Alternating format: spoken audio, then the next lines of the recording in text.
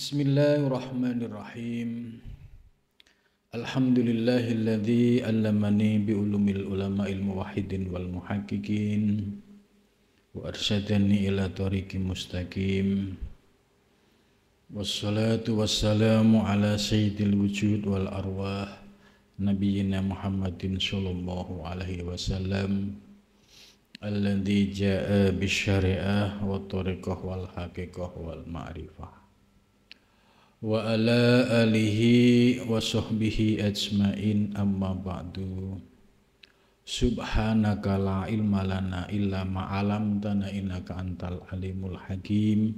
La haula wa la quwwata illa billahil aliyyil azim.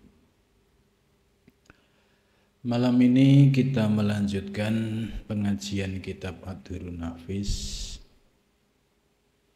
Pembahasan malam ini terkait dengan manfaat mengamalkan tauhidul af'al.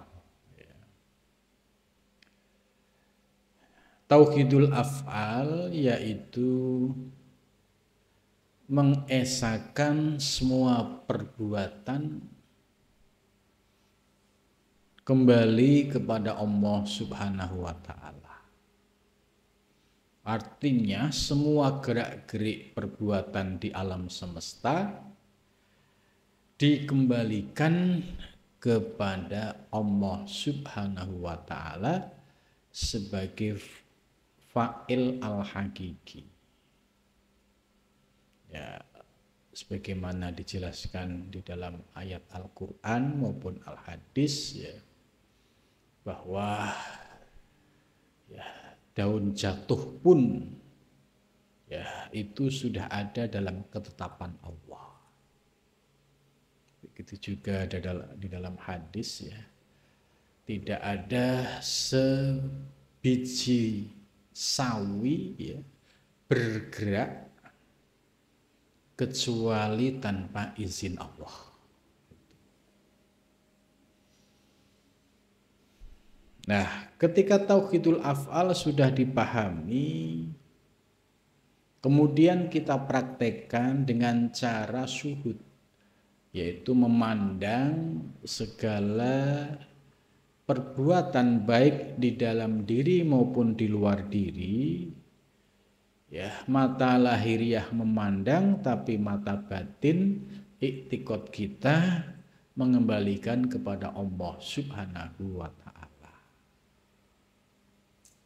Lesan kita, ya, dijaga dari mengungkapkan rahasia yang ada di batin. Misalnya setelah paham tentang hakikat wujud, hakikat gerakan alam semesta, ya, rahasia-rahasia yang dirasakan cukup dipahami dan dirasakan, tidak boleh untuk diungkapkan. Sebab kalau diungkapkan akan bertabrakan dengan wilayah syariat. Contoh misalnya, ya, memahami hakikat perbuatan yang dikembalikan kepada Allah. Ada orang yang baru paham, terus pahamnya setengah hati, tidak utuh. Nah, dia tidak sadar bahwa di dalam dirinya itu ada hawa nafsu. Akhirnya dia melakukan sebuah perbuatan menurut syarak itu tidak boleh, ya, seperti berjudi, minum minuman air keras atau narkoba atau mencuri. Ini secara syarak kan nggak boleh. Tapi karena dia terngiang-ngiang dengan ilmu hakikat, seolah-olah ya semua perbuatan itu kembali kepada Allah. Nah, pada saat dia melakukan perbuatan yang dilarang oleh syarak, itu tidak menggunakan akalnya secara baik. Oh, akal kan pasti akan memberikan informasi. Oh iya, ini kan nggak boleh menurut syarak. Gitu. Tapi dia didorong oleh hawa nafsunya. Ya sudah, kamu jalanin saja, nggak apa-apa kan, semua dari Allah. Gitu. Akhirnya dia jatuh melakukan perbuatan yang dilarang oleh Allah dengan dasar, oh ini kan Allah yang menghendaki. Lah, sikap yang demikian dalam memahami, mempraktikkan tauhidul af'al ini tidak dibenarkan. Sebab dia lupa posisinya ini masih seorang salik. Dan saliknya masih pemula. Di dalam dirinya masih ada hawa nafsu.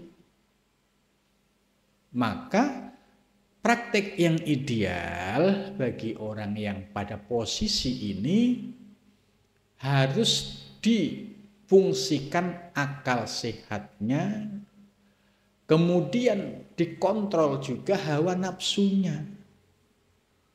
Ya, contoh tadi, ketika ada peluang maksiat, peluang ngambil barang orang, akalnya berpikir, oh ini kan menurut syarak nggak boleh gitu. Kemudian menurut hawa nafsunya kan pasti ngojok-ngojokin, dah nggak apa-apa gitu. Nah, disinilah ya pentingnya kesadaran seorang salik.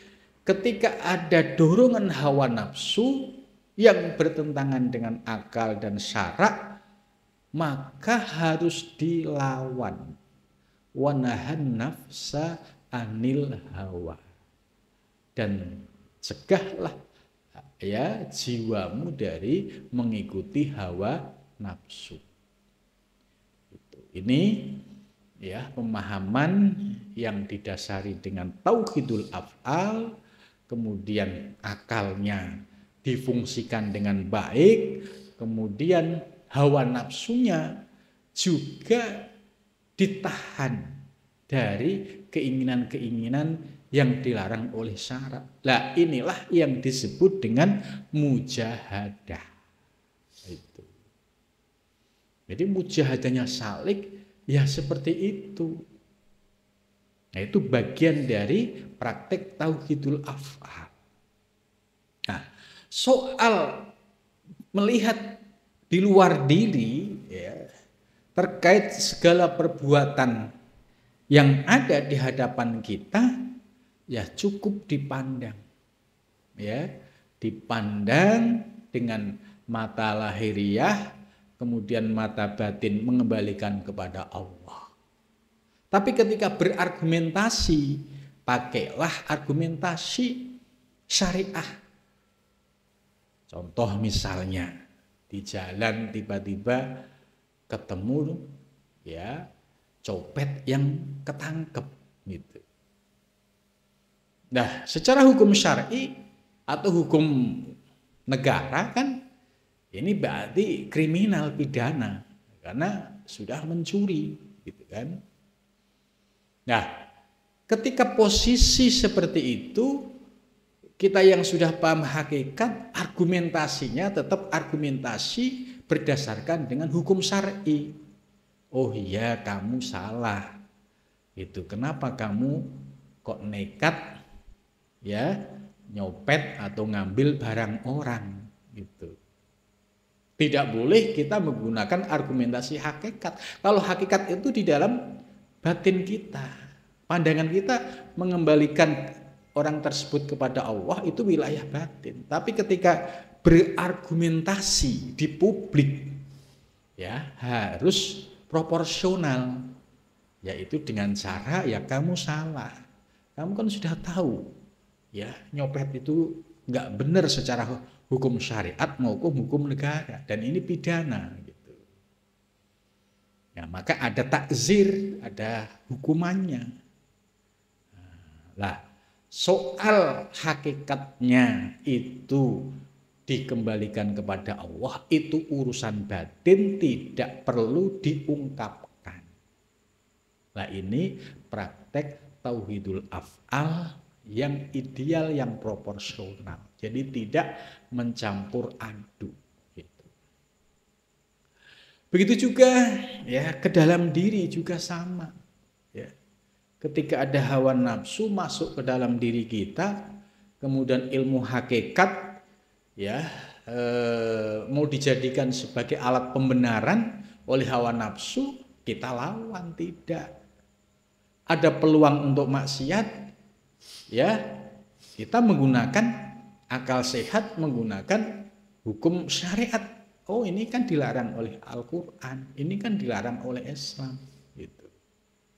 Tidak kemudian ya melepaskan hawa nafsu ya untuk mengikuti apa yang diinginkan, kemudian argumentasinya ini kan semua kehendak Allah. Itu.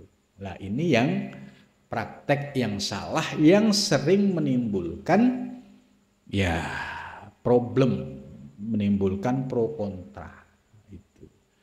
Jadi sesungguhnya orang yang paham hakikat ya secara teori, praktek yang proporsional, ya insya Allah enjoy saja, nggak ada masalah.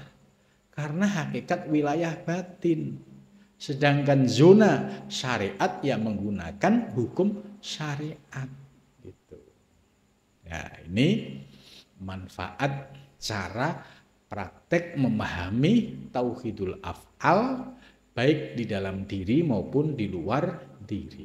Ya, begitu juga ketika kita di tengah masyarakat, di tengah komunitas, di tengah ya hiruk pikuk kehidupan metropolitan, ya tetap pandangan tauhidul af'al itu ada di wilayah batin. Harus dikontrol. Ketika ada hawa nafsu yang mau bermain, ya harus disikapi, tidak, harus dicegah. Itu. Kemudian secara verbal, lesan, tetap lesan ini harus berpegang pada hukum-hukum syar'i. Nah, manfaat dari mempraktekkan tauhidul af'al ini yaitu akan terbebas dari kesirikan. Baik syirik khafi maupun syirik jali. Jadi orang yang mampu mempraktekkan tauhidul af'al, mengesahkan semua perbuatan kembali kepada Allah, dipandang secara hakiki, ya, itu fungsinya bisa menghilangkan yaitu syirik khafi. Syirik khafi itu apa? Syirik yang tersembunyi, yang ada di dalam diri kita, yang sering muncul untuk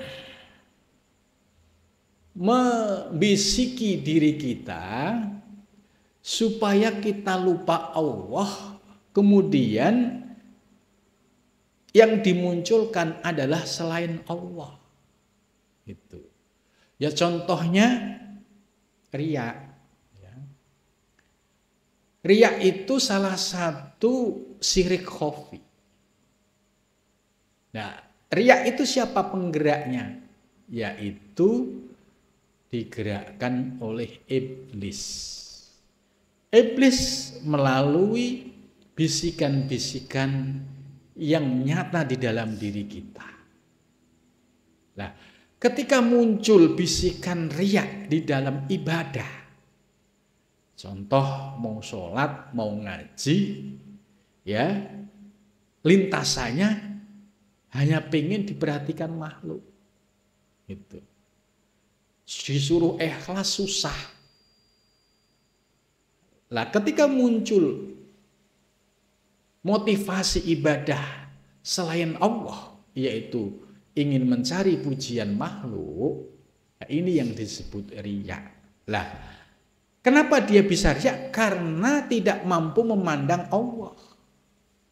Coba kalau dia mampu memandang Allah, mulai dari pada saat dipanggil azan, ya hayya 'alas shalah, ya kita jawab la haula wala quwata illa billah.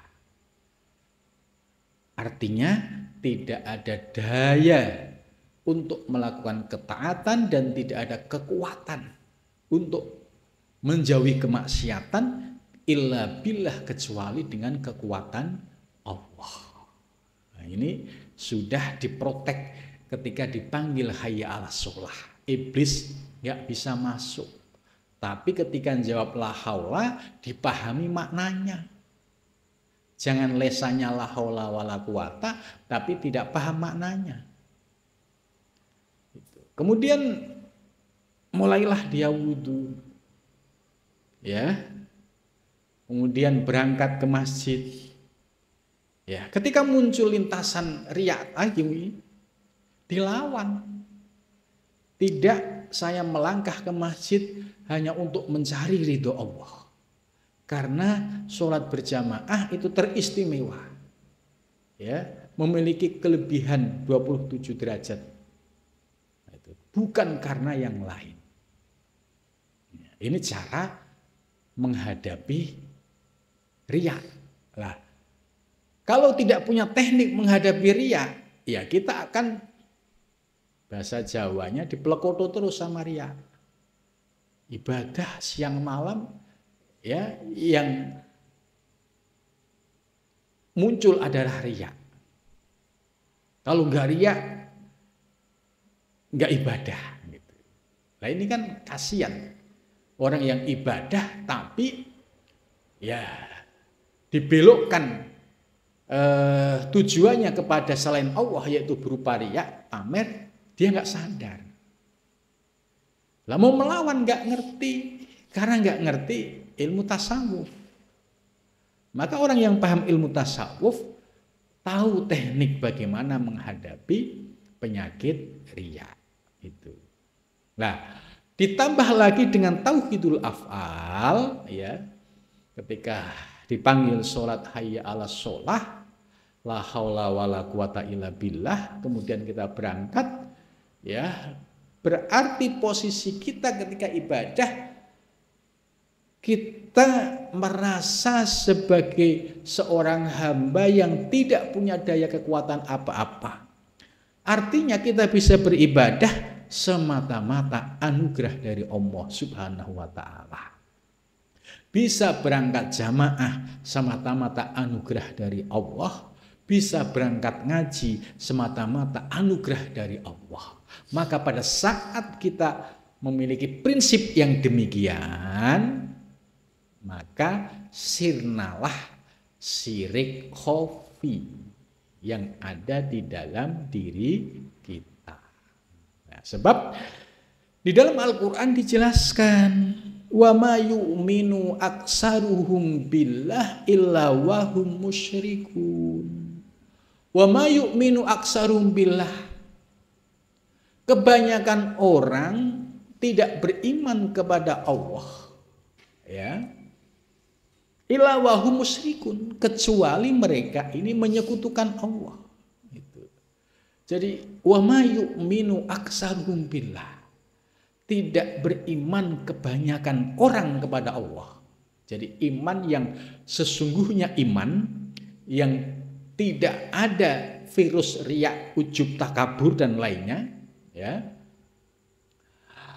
Maka orang yang bisa melepaskan diri dari riya, ujub, takabur dan penyakit-penyakit batin lainnya, itu adalah orang yang telah memahami ilmu tasawuf, khususnya ilmu hakikat. Karena dia menyadari, ya, kita ini sebagai hamba semua digerakkan oleh Allah Subhanahu wa ta'ala. Kalau toh muncul bisikan-bisikan riya, ujub, itu bisikan iblis, harus dilawan. Gitu. Maka orang yang ahli ibadah, kemudian ibadahnya tidak didasari dengan ilmu tasawuf, ilmu hakikat, maka sulit untuk bisa melepaskan diri dari syirik khafi, syirik yang tersembunyi. Nampaknya rajin berjamaah, tapi yang muncul dalam lintasannya yaitu hanya pamer, pengen dipuji tetangga, pengen dilihat orang. Nah, ini menurut hadis Nabi, innallaha la yaqbalu amalan fihi misqalu dzarratin min riya.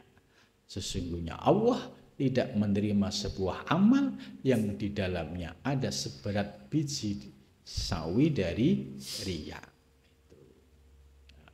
Jadi wa ma yu'minu aksaruhum billah, ini dasar yang ada di dalam Al-Qur'an, bahwa kebanyakan orang itu tidak beriman kepada Allah, artinya tidak bisa melepaskan diri dari syirik, ya, illa wahum musyrikun, kecuali mereka melakukan kesyirikan, yaitu syirik khafi, ya.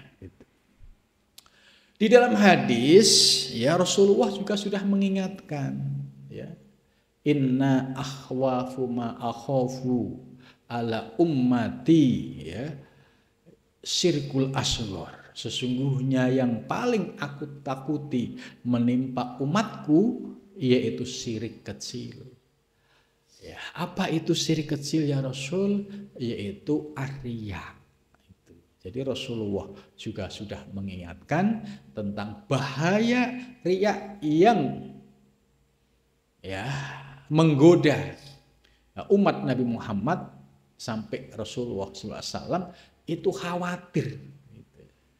Karena faktanya ya banyak orang yang ahli ibadah, kalau nggak kenal ilmu tasawuf, nggak kenal ilmu hakikat, sulit untuk melepaskan diri dari riya.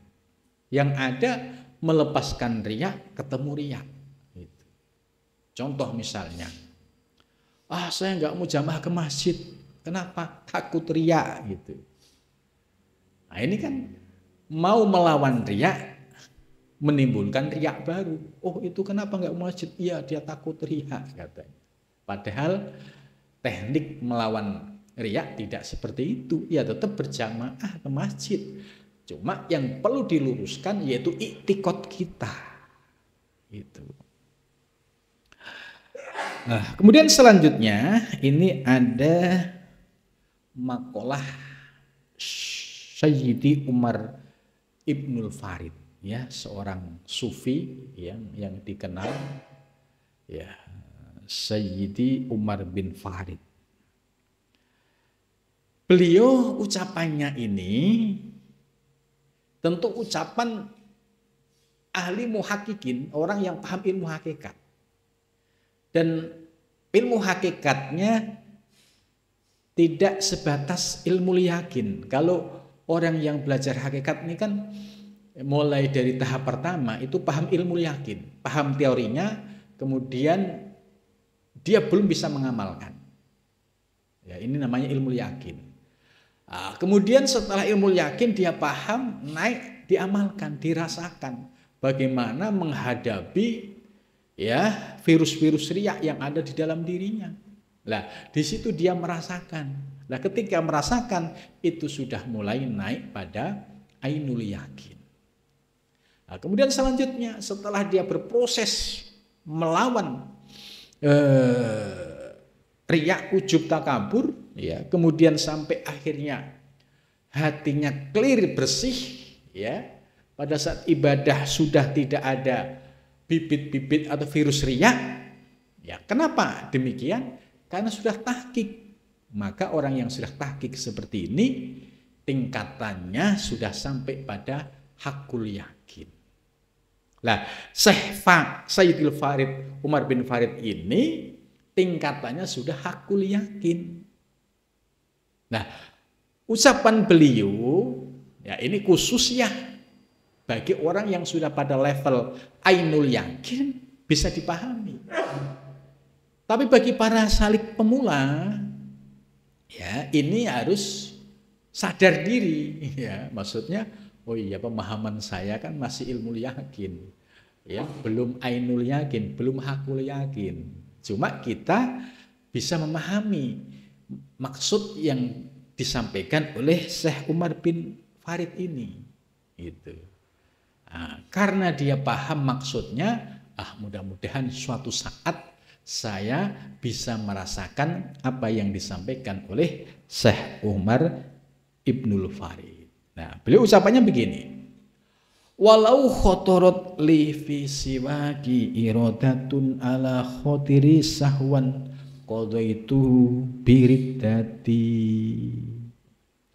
Walau khotorot, andai terlintas, li bagiku, ya, bagi Syekh Umar bin Farid, fi siwaki, ya, terhadap selain Allah, itu irodatun, ada lintasan kehendak, ya, failnya khotorot irodatun, ya, ala khotiri, atas lintasaku, sahwan, dalam keadaan lalai, qadha itu maka aku putuskan, biriddati, dengan murtadnya diriku. Ya, ini kalimat spektakuler. Ya, kita jangan lantas ikut-ikutan tidak sadar makom. Wah, kemudian dia menyampaikan makalah ini seolah-olah dirinya sudah pada posisi itu. Ya murtad beneran gitu, karena posisinya masih suka ghaflah gitu. Lah, yang dimaksud oleh Syekh Umar bin Farid yaitu beliau menyampaikan, andai, ya, ada setitik lintasan yang muncul dalam diriku selain dari mengingat Allah, gitu. Jadi andai ada lintasan di dalam diriku melupakan Allah, maksudnya tidak ingat kepada Allah, maka aku hukumkan murtad. Ya, artinya apa? Posisi Syekh Umar bin Farid ini posisi hakul yakin, yang pandangannya kepada Allah itu sudah istiqomah.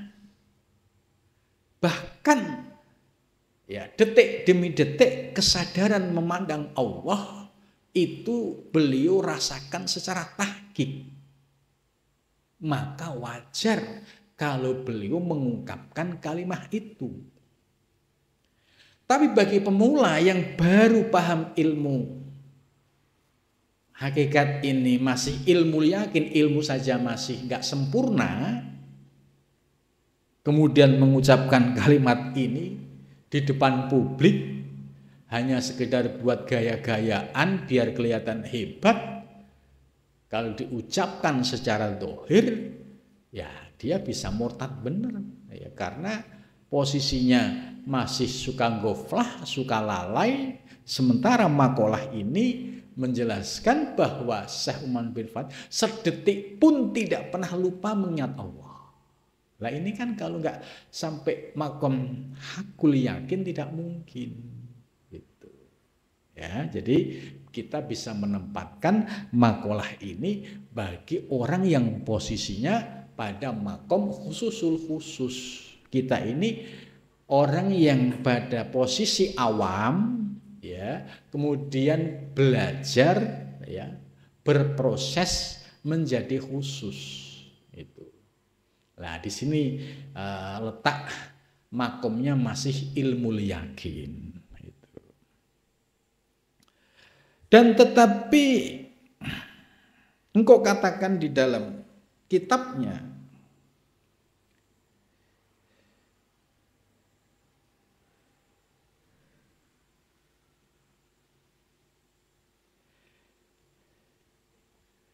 musyrik dikeluarkan daripada orang mukmin yang sebenarnya, sebab yang demikian itu, dan tiada dibilangkan engkau daripada orang yang menjalani akan jalan mukmin yang sebenarnya itu, melainkan bahwa engkau pandang tiada yang berbuat dan tiada yang hidup dan tiada yang mewujud, di dalam wujud ini hanya Allah Subhanahu wa ta'ala sendirinya. Maka pada ketika itu baru engkau dinamai mukmin yang sebenarnya dan lepas engkau dari syirik khafi. Jadi Jadi maksudnya ketika kita sudah paham ilmu hakikat, ya khususnya tauhidul af'al, mengesahkan semua perbuatan kembali kepada Allah, ya teorinya paham, kemudian prakteknya paham, batasan-batasannya paham, kemudian diamalkan secara istiqomah, sehingga pandangannya dalam melihat segala perbuatan itu senantiasa batinnya mengembalikan kepada Allah. Maka pada saat ya dia beribadah, dia bermuamalah, beraktivitas, yang nampak ya di dalam dirinya atau di luar diri yang muncul adalah pandangannya kepada Allah Subhanahu wa ta'ala. Maka pada saat sampai pada praktek yang demikian, orang tersebut disebut sebagai mukmin yang sejati dan terlepas dari syirik khafi. Maka ketika dia sholat, ya la haula wala quwata illa billah. Dia memahami doa iftitah, inna sholati wa nusuki wa mahyaya wa mamati lillah. Sesungguhnya sholatku, ibadahku, matiku, hidupku lillah, semua milik Allah Subhanahu wa ta'ala.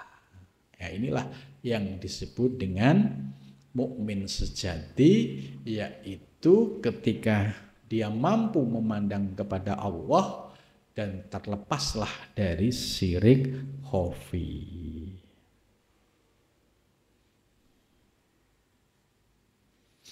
Maka orang yang sampai pada pengalaman demikian, ya sudah benar-benar pandangannya sudah tauhid, ya mengesahkan kembali kepada Allah, ya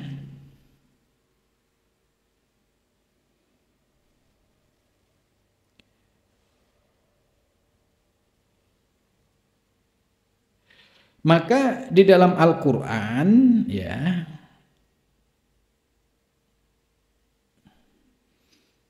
disebut sebagai ahli tauhid yang sebenarnya, ya. Dan orang yang mencapai makom ahli tauhid yang sebenarnya, dia akan mendapatkan fasilitas anugerah surga yang nyata di dunia itu. Jadi yang disebut surga maknawi, ya. Jadi surga ada maknawi, ada surga hakiki. Maka lazimlah olehmu atas, karena bahwasanya sifat yang amat mulia, ya, baik di dunia maupun di akhirat, yaitu sebagai nikmat yang diberikan oleh Allah berupa dua surga, seperti firman Allah, waliman khofa maqama rabbihi jannatan. Waliman, dan bagi orang khofa yang takut siapa man, maqama rabbihi, ya makom Tuhannya, jannatani, memperoleh dua surga. Ini maksudnya waliman khofa itu bagi orang yang sudah memiliki kesadaran tentang tauhidul af'al. Jadi dia malu kalau pandangannya tidak tauhid. Ya, dia malu, takut kalau memandang segala objek yang dipandang tidak mengembalikan kepada Allah Subhanahu wa ta'ala. Ini waliman khofa maqama rabbihi.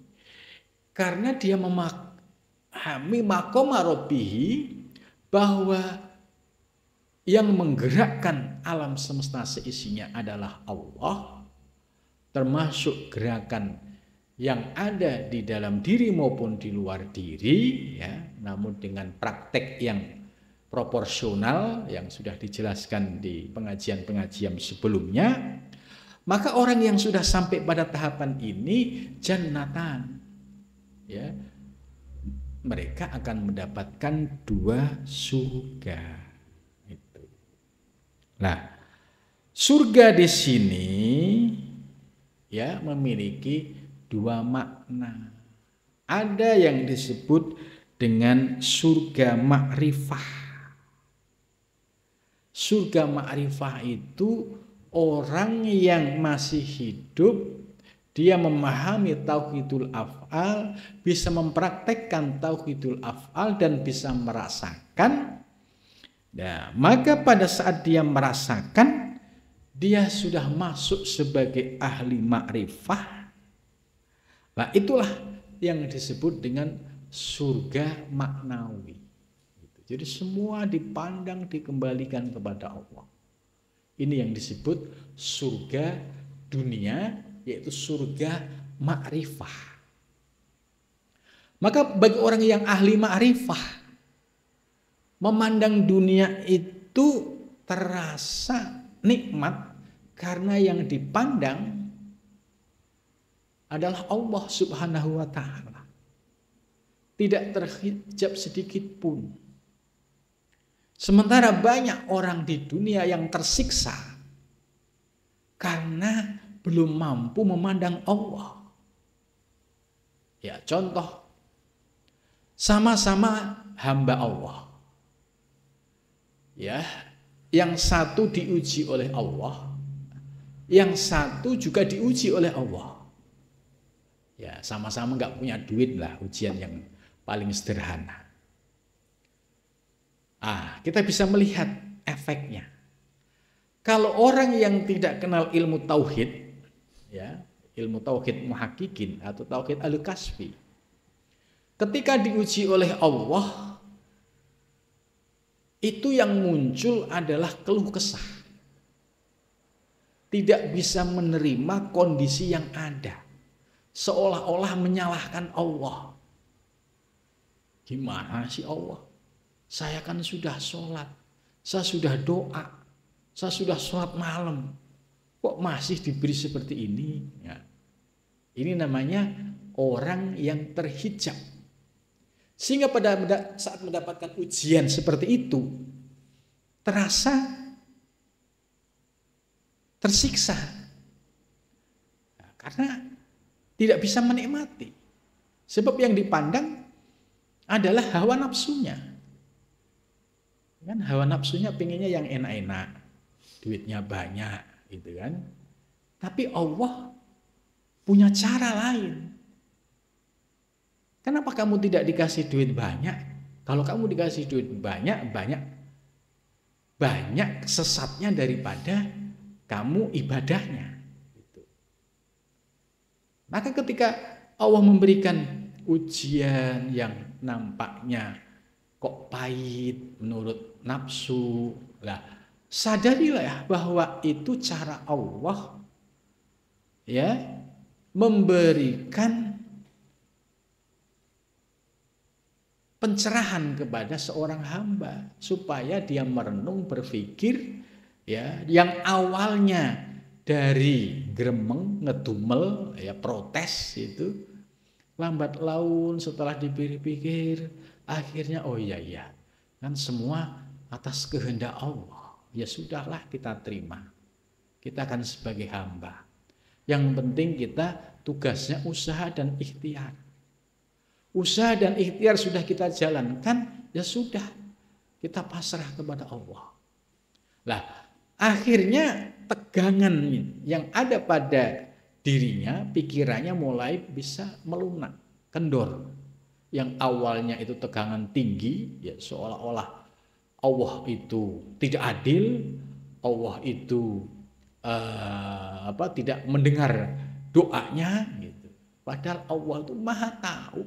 Kamu diuji seperti ini supaya kamu itu eling, sadar, ingat kepada Allah. Itu. Nah, pada saat diuji, ya itu cara Allah untuk membersihkan ya kotoran-kotoran kegoflahan yang ada di dalam diri seseorang. Sebab kalau diuji kemudahan, rezeki banyak, pasti larinya ke maksiat. Ya, akhirnya sholat terlantar, ngaji terlantar. Gitu. Ini ketika diuji dengan fasilitas oleh Allah. Padahal ujian fasilitas kemudahan ini justru ya dia menjadi tersesat, menjadi jauh dari Allah. Tapi sebaliknya ketika Allah mencintai seorang hambanya dengan cara diberikan ujian kehidupan yang seolah-olah semua jalan itu ditutup, ya. Ini sesungguhnya ada momen untuk merenung. Apa sih maksudnya Allah begini? Gitu.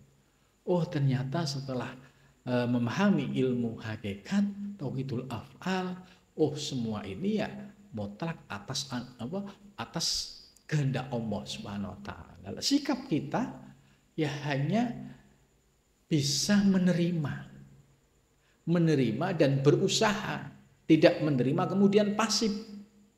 Menerima dan berusaha dan bertawakal kepada Allah Subhanahu wa taala. Lah, ini perbedaan ya, orang yang sama-sama diuji oleh Allah, yang satu tidak kenal ilmu tauhid, ya yang ada adalah kegelisahan, kepanikan, depresi, stres, ya gantung diri. Ini kenapa? Karena nggak ada cahaya tauhid di dalam hatinya. Tapi sebaliknya, kalau diuji oleh Allah, kok dia punya pemahaman ilmu tauhid, ya memandang oh ya hakikatnya yang nguji kita itu ya Allah, ya kemudian kita disuruh sabar, tidak hanya sekedar sabar tapi kita tetap disuruh ikhtiar, kemudian setelah ikhtiar semaksimal kemudian kita disuruh tawakal kepada Allah. Ini dalam rangka supaya batinmu itu ada keterkaitan kesadaran untuk selalu ingat kepada Allah Subhanahu wa taala. Nah, pada saat dia mendapatkan pencerahan ilahiyah yang masuk ke dalam hatinya ini, ujian yang awalnya berat menjadi enteng. Karena apa? Mampu mengembalikan kepada Allah Subhanahu wa taala yang memberikan ujian. Ini perbedaan orang yang memahami ilmu hakikat ya ketika diuji oleh Allah dengan orang yang tidak memahami ilmu hakikat. Ini dampaknya nyata, pengaruhnya nyata itu. Nah, itulah yang disebut dengan surga makrifah pada saat di dunia. Itu. Akhirnya pada saat proses dalam kehidupan, ya dia bisa enjoy menikmati kondisi apapun, sekalipun nggak punya duit, dia enjoy, dia merdeka, ibadah nikmat, ya karena nggak mungkin Allah itu nggak ngasih makan tuh nggak mungkin. Akhirnya menikmati situasi yang ada, tidak berkeluh kesah, tidak menyalahkan orang, tidak menyalahkan Allah, tidak suudzon kepada orang, tidak suudzon kepada Allah. Nah, ini efek impact dari orang yang mau mengamalkan ilmu tauhid, ya khususnya tauhidul af'al. Nah, surga yang kedua itu surga hakiki, yaitu surga yang nanti dijanjikan oleh Allah setelah proses tahapan dunia ini selesai, terjadi kiamat kubro, terus nanti ada yaumul mahsyar, kemudian nanti ada proses syafaat dari Kanjeng Nabi, kemudian nanti ada yaumul hisab, baru setelah itu Shirathul Mustaqim, terus ada yang namanya surga dan neraka. Jadi tahapan surga yang dijanjikan oleh Allah itu ternyata tahapannya masih cukup panjang. Loh, bagaimana kalau ada orang ketika ada keluarganya meninggal, terus dia berkata, oh mudah-mudahan keluarga kami masuk surga. Nah, sebenarnya ketika dimakamkan, dikuburkan seseorang, ya itu posisinya ada dua. Dia memperoleh nikmat kubur atau siksa kubur, gitu. Kalau dia bisa menyelesaikan pertanyaan mungkar nakir, ya ketika di BAP mungkar nakir itu bisa jawab dengan baik, ya dia akan mendapatkan nikmat namanya nikmat kubur. Nah, kemudian yang nggak bisa menjawab gimana? Nah ini seperti kayak orang ketangkep di kepolisian, tiap hari ya dibogemin sama polisi terus. Ini namanya siksa kubur. Sampai kapan? Sampai hari kiamat itu. Jadi surga masih panjang. Ya. Nah, ini yang dimaksud itu waliman khofa maqama rabbihi jannatan, bahwa orang-orang yang diberikan anugerah memahami ilmu tauhid ahlu kasfi, ya kemudian bisa mengamalkan ya tentang hakikat perbuatan, hakikat wujud, kemudian dia akan merasakan yaitu dua surga.